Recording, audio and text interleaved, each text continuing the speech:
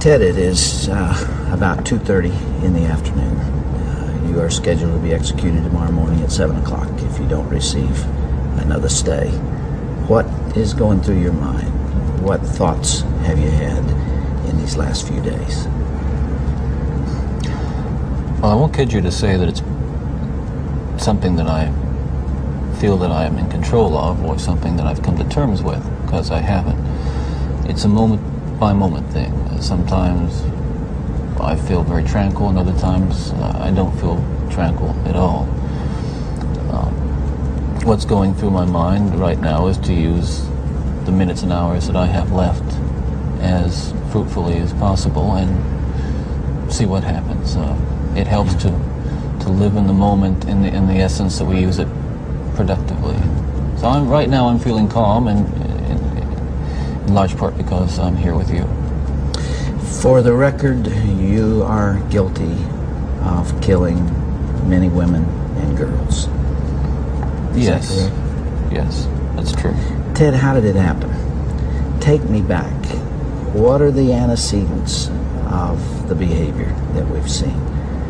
So much grief, so much sorrow, so much pain for so many people. Where did it start? How did this moment come about?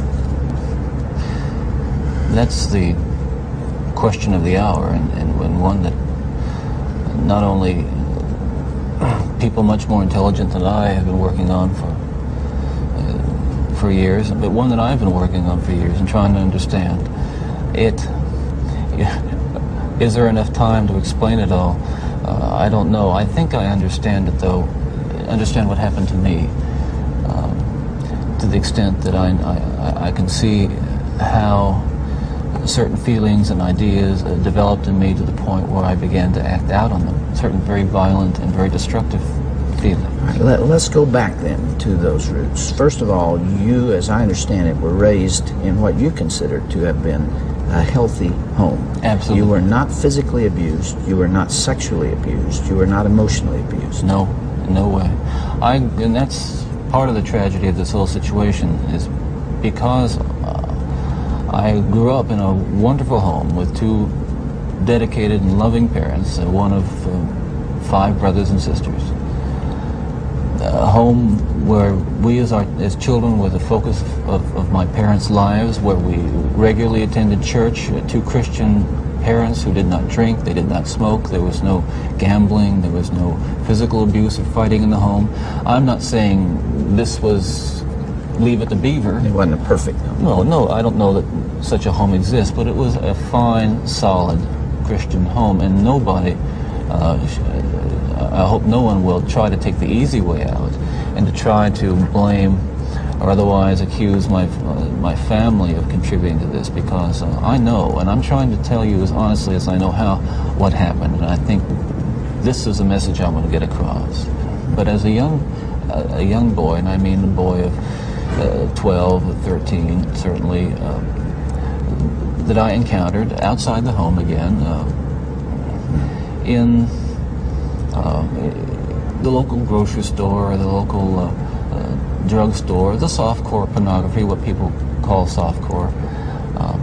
But as I think I explained to you last night, Dr. Dobson, in an anecdote, that as young boys do, we explored the back roads and sideways and byways of our neighborhood, and oftentimes people would dump the garbage and whatever they were cleaning out of their house, and from time to time we'd come across pornographic books of a harder nature than more graphic, you might say, more explicit nature than we would encounter, let's say, in your local grocery store. And this also included such things as, let's say, detective magazines and more hardcore. Those that involve violence. Yes, yes, and and this is something I think I want to emphasize, is the most damaging kinds of pornography. And again, I'm talking from personal experience. Hard, real, personal experience. The most damaging kinds of pornography are those that involve violence and sexual violence, because the wedding of those two forces, as I know only too well, brings about behavior that is just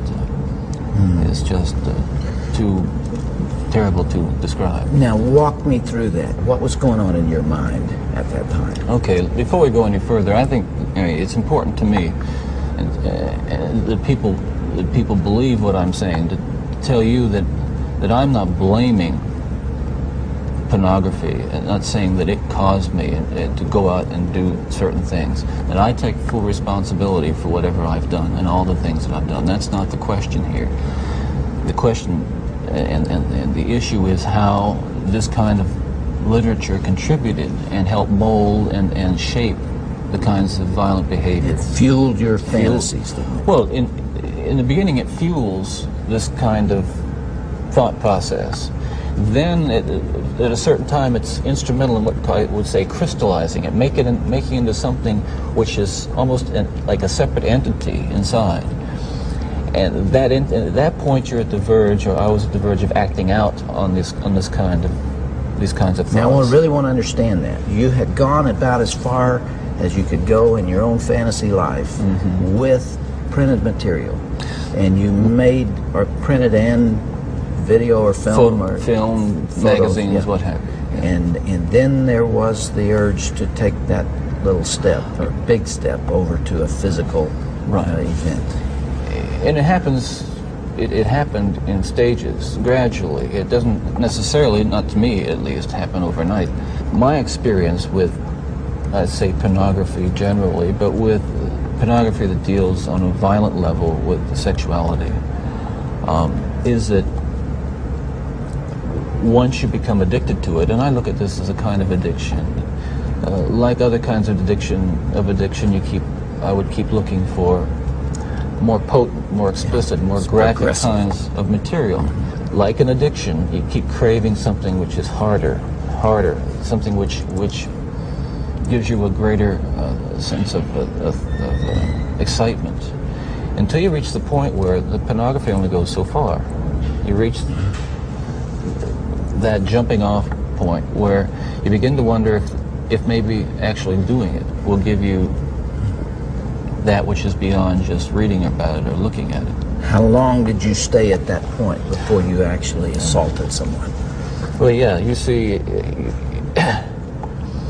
that is a very delicate point in my own development, and we're talking about having reached the point, or a gray area that surrounded that point over a course of You don't remember years. How long that was? Well, I would say a couple years.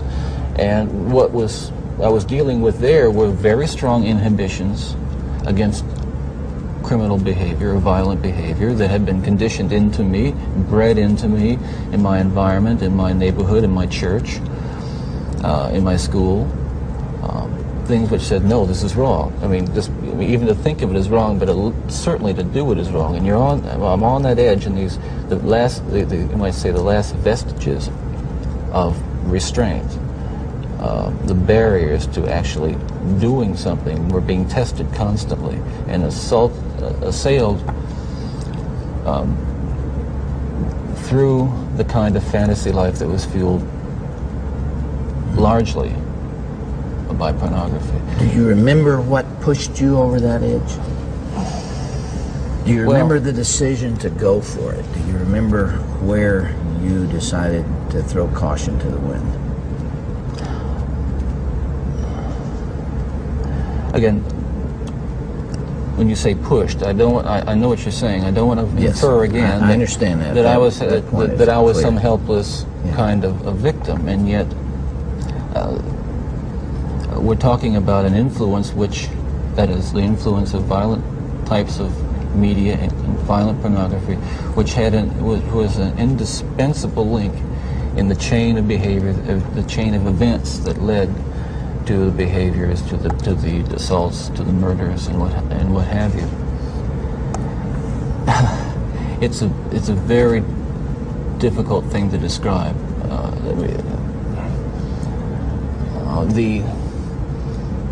The sensation,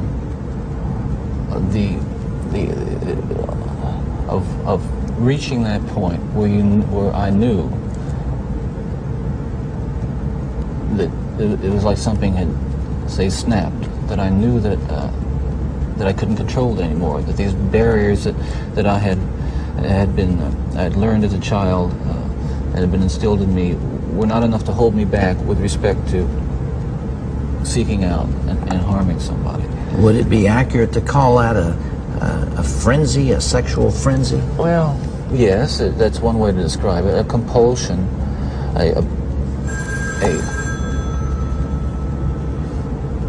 building up of this destructive energy. Another factor here that I haven't mentioned is the use of alcohol.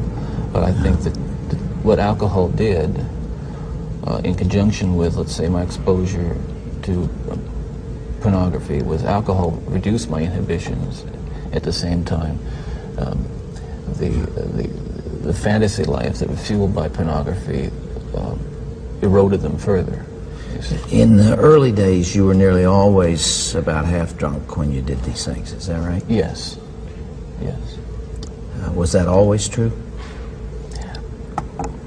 I would say that was generally the case, almost without exception. All right, if I can understand it now, there's this battle going on within. There are the conventions that you've been taught. There's the right and wrong that you learned as a child. And then there is this unbridled passion fueled by your plunge into hardcore violent pornography. And those things are at war with each other. Yes. And then with the alcohol diminishing the inhibitions, you let go.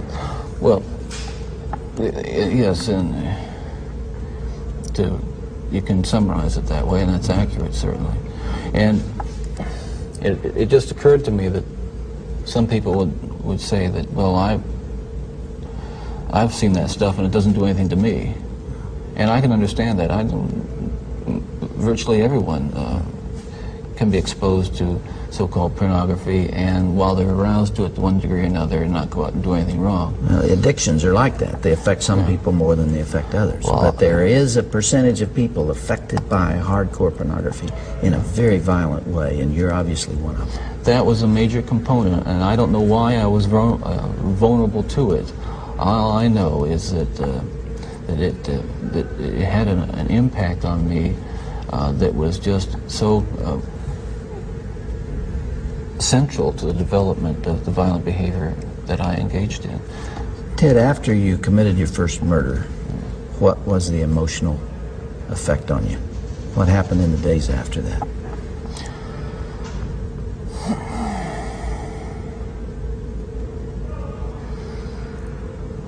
Well, again, please understand that even all these years later, it's very difficult to talk about it, and reliving it through talking about it is difficult, to say the least. But I want you to understand what happened. It was like coming out of some kind of horrible trance or dream.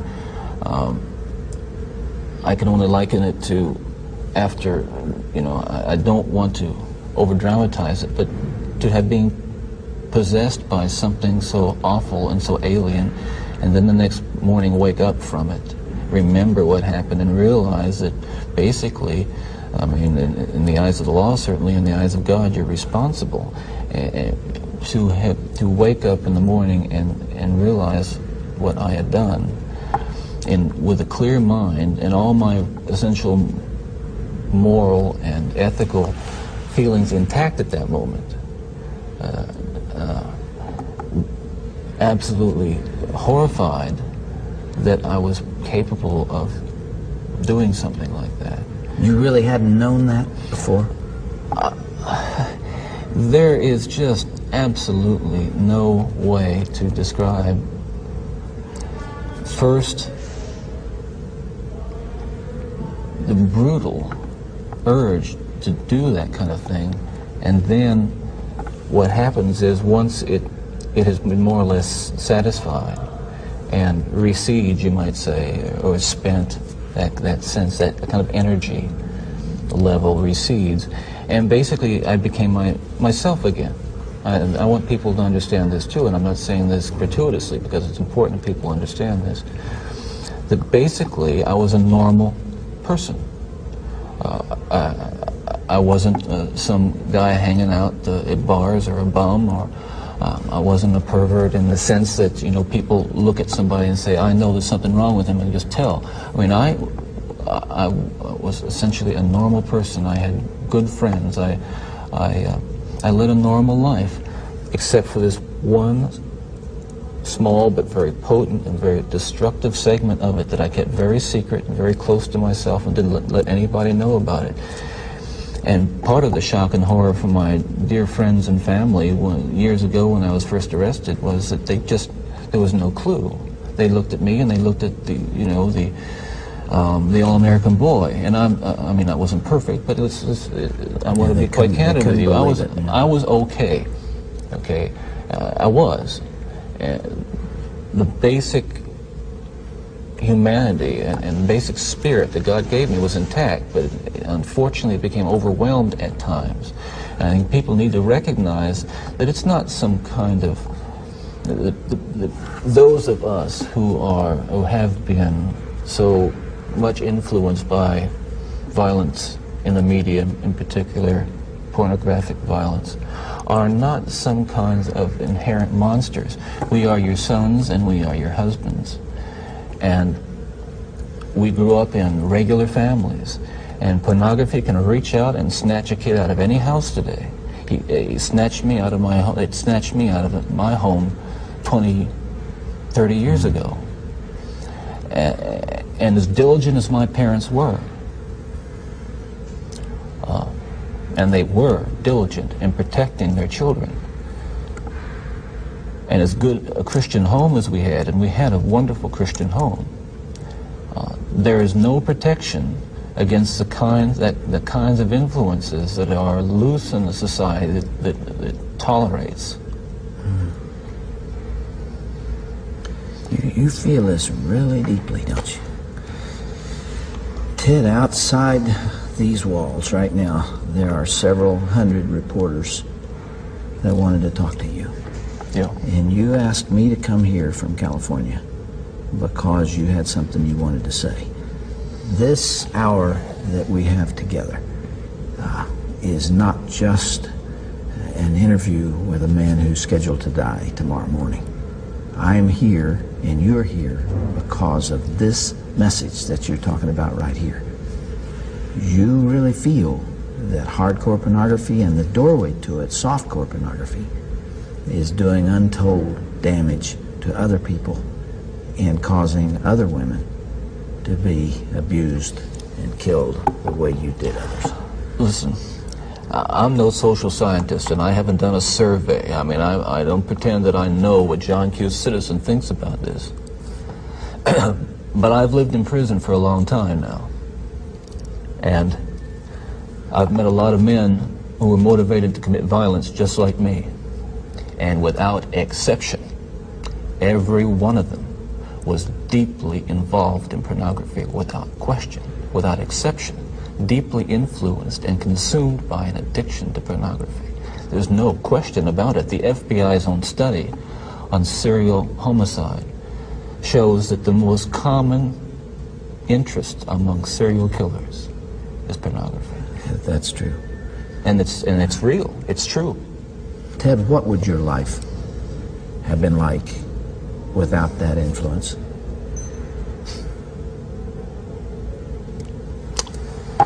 You can only speculate. Yeah.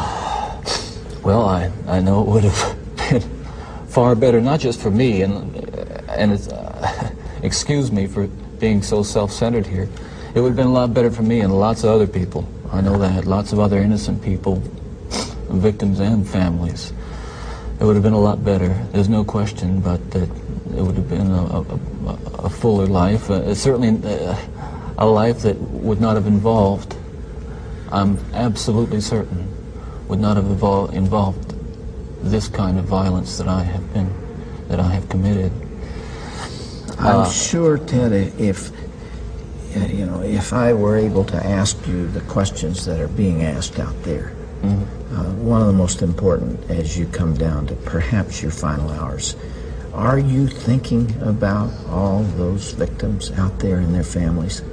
Well, who are so wounded, years later, their lives have not returned to normal. They will never return to normal. Absolutely. Are you carrying that load, that weight? Is the remorse there? Again, I know that people will accuse me of being self-serving, but we're beyond that now. I mean, I'm just telling you how I feel. But through God's help, I have been able to come to the point where much too late, but better late than never, feel the hurt and the pain that I am responsible for. Yes, absolutely. In the past few days, myself and a number of investigators have been talking about unsolved cases, murders that I was involved in. And it's hard to talk about all these years later because it revives in me all those terrible feelings and those thoughts that I have steadfastly and diligently dealt with, and I think successfully, with the love of God. And yet it's reopened that, and I felt the pain and I felt the horror again of all that. And I can only hope that those who I've harmed, those who I've caused so much grief, even if they don't believe my expression of sorrow and remorse, will believe what I'm saying now, that there is loose in their towns and their communities people like me today whose dangerous impulses are being fueled day in and day out by violence in the media in its various forms, particularly sexualized violence. And what scares me, and let's come into the present now, because what I'm talking about happened 20, 30 years ago, that is, in my formative stages. And what scares and appalls me, Dr. Dobson, is when I see what's on cable TV, some of the movies, I mean, some of the violence in the movies that come into homes today with stuff that they wouldn't show in X-rated adult theaters 30 years ago. This stuff, the slasher movies that you're talking about, that stuff is, I'm telling you from personal experience, the most, that is graphic violence on screen, particularly as it gets into the home to children who may be unattended or unaware that they may be a Ted Bundy who has that vulnerability to that predisposition to be influenced by that kind of behavior, by that kind of movie, that kind of violence. There are kids sitting out there switching the TV dial around and come upon these movies late at night, or I don't know when they're on, but they're on and any kid can watch them. It's scary when I think what would have happened to me if I had seen. It was scary enough. I mean, that I just ran into stuff outside the home, but to know that children are watching that kind of thing today, or can pick up their phone and dial away for it or send away for it. Can you help me understand this desensitization process that took place? What was going on in your mind? Well, by desensitization, I describe it in specific terms is that each time I'd harm someone, each time I'd kill someone, there'd be an enormous amount, especially at first, enormous amount of horror, guilt, remorse afterwards.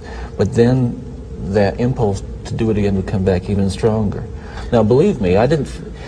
The unique thing about how this worked, Dr. Dobson, is that I still felt in my regular life the full range of guilt and remorse about other things, regret and... but you had this compartmentalized... This compartmentalized, very well-focused, very sharply focused area where it was like a black hole. It was like a, like a crack, and everything that fell into that crack just disappeared. Does that make sense? Yeah, it does. One of the final murders that you committed, of course, was apparently little Kimberly Leach, 12 years of age. I think the public outcry is greater there because an innocent child was taken from a playground. What did you feel after that? Was there Were there the normal emotions 3 days later? Where were you, Ted? I can't really talk about that right now. That's weird. It's too painful. I would like to. I'd like to be able to convey to you what that experience is like, but I can't. I won't be able to talk about that. Okay.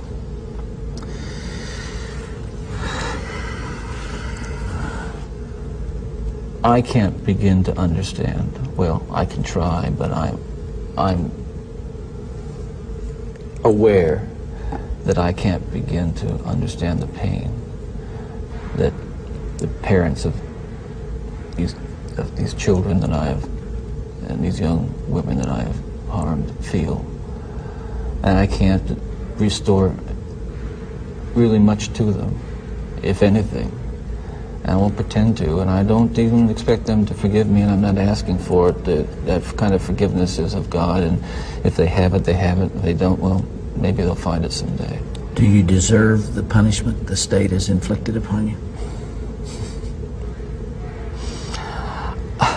That's a very good question, and I'll answer it very honestly. I don't want to die. I'm not going to kid you. I'll kid you not. I deserve certainly the most extreme punishment society has, and I think society deserves to be protected from me and from others like me. That's for sure. I think what I hope will come of our discussion is I think society deserves to be protected from itself, because as we've been talking, there are forces at loose in this country, particularly, again, this kind of violent pornography, where, on the one hand, well-meaning, decent people will condemn behavior of a Ted Bundy while they're walking past a magazine rack full of the very kinds of things that send young kids down the road to be Ted Bundys. That's the irony.